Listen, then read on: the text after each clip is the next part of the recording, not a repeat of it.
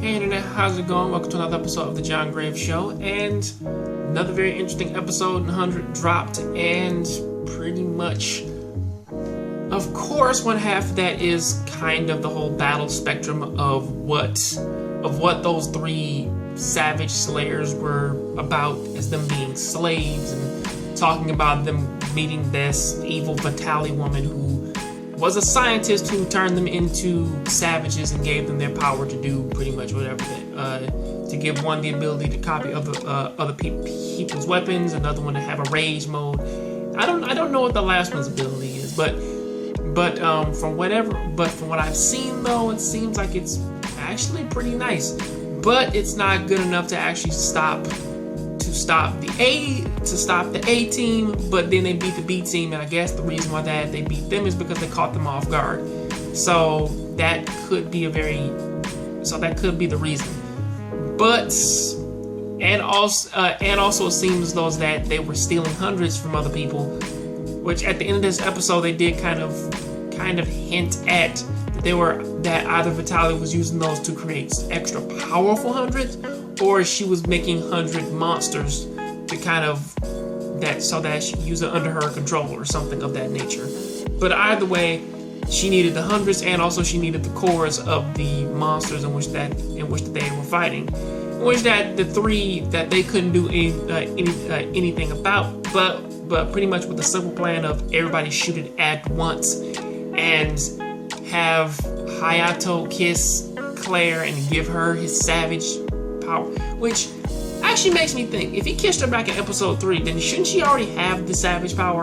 Because the whole crux of this, or at least the whole crux of this plan revolved around kissing Claire, giving her the savage gene, and then using that to up her power. But then that's for now, but they don't know what type of long-term effects that it could have on her. But either way, from that, they destroy the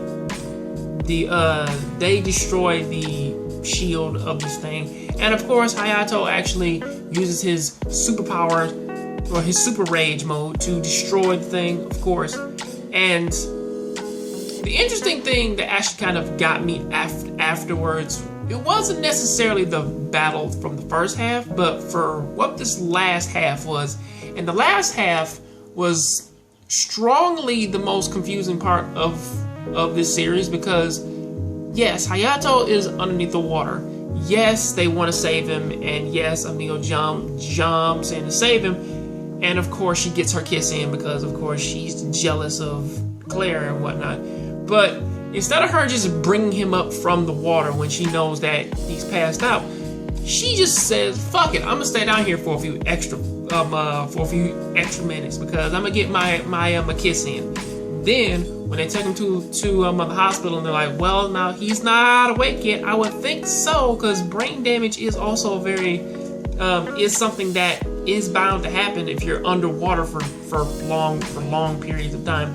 But either way, that is pretty much how that ends, and I'll see you on the next John Graves show, because this thing ends with them kissing and leading into something else.